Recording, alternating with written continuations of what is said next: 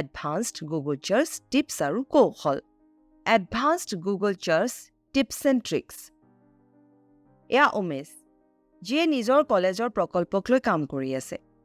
তেওঁ যিমানেই নিজৰ প্ৰকল্পৰ বাবে তথ্য বিচাৰি আছে সিমানে ডিজিটেল জগতখনত থকা বিশাল আয়তন পৰিমাণৰ তথ্যৰ মাত্ৰা দেখি আচৰিত হৈছে ঠিক উমেশৰ দৰে তুমিও বাৰু এজন যুৱ শিকাৰু নেকি যিয়ে নিজৰ প্ৰকল্পৰ কাম কৰি আছা আৰু তথ্য বিচাৰি গুগলত অনুসন্ধান কৰিছা কিন্তু প্ৰায় সঠিক তথ্য বিচাৰি পাবলৈ কঠিন বুলি অনুভৱ কৰি আহিছা চিন্তা নকৰবা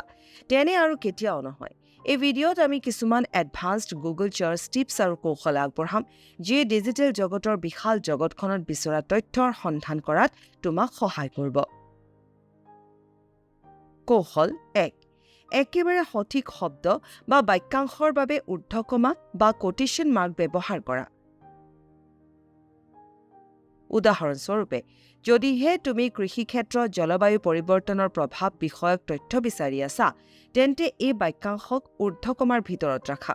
চোৱা তুমি বিচৰা বিষয়টো ঊৰ্ধ্বকমাৰ ভিতৰত ৰাখি বিচাৰিলে কিদৰে গুগলে তুমি বিচৰা বাক্যাংশৰ লগত একেবাৰে মিল থকা পেজবোৰলৈকেহে ইয়াৰ সন্ধানৰ ফলাফলবোৰ সীমিত কৰি ৰাখে অধিক সঠিক আৰু প্ৰাসংগিক ফলাফল পাবলৈ ই এক দ্ৰুত উপায় কৌশল 2 এডভান্সড চাৰ্চ ফিল্টাৰ ব্যৱহাৰ কৰা নিৰ্দিষ্ট ধৰণৰ পঠন সামগ্ৰী পাবলৈ আৰু তোমাৰ অনুসন্ধানৰ ফলাফলক অধিক পৰিশোধিত কৰাত তোমাক সহায় কৰিবলৈ কিছুমান এডভান্সড চাৰ্চ ফিল্টাৰ আছে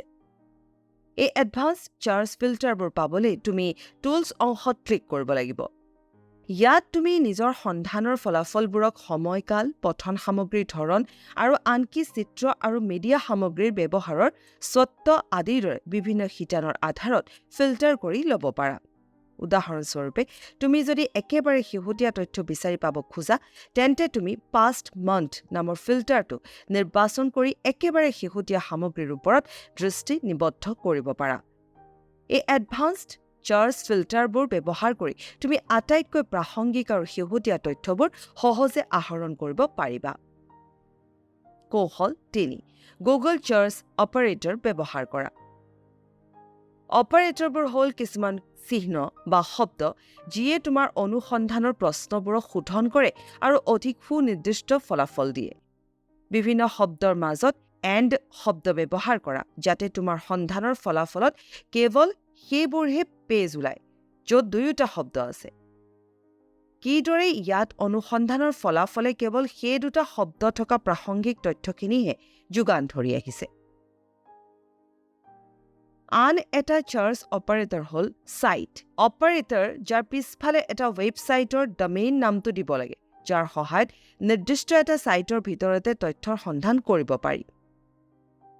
site.hindustantimes.com অপাৰেটৰটো প্ৰয়োগ কৰি তুমি বিশেষভাৱে হিন্দুস্তান টাইমছত থকা জলবায়ু পৰিৱৰ্তনৰ বিষয়ক প্ৰবন্ধবোৰ পাব পাৰা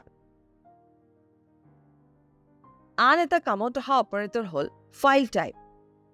যিয়ে তোমাক নিৰ্দিষ্ট ধৰণৰ ফাইল বিচৰাত সহায় কৰে filetype.ppt অপাৰেটৰটো ব্যৱহাৰ কৰি তুমি জলবায়ু পৰিৱৰ্তনৰ বিষয়ক PowerPoint প্ৰেজেন্টেচন পাবা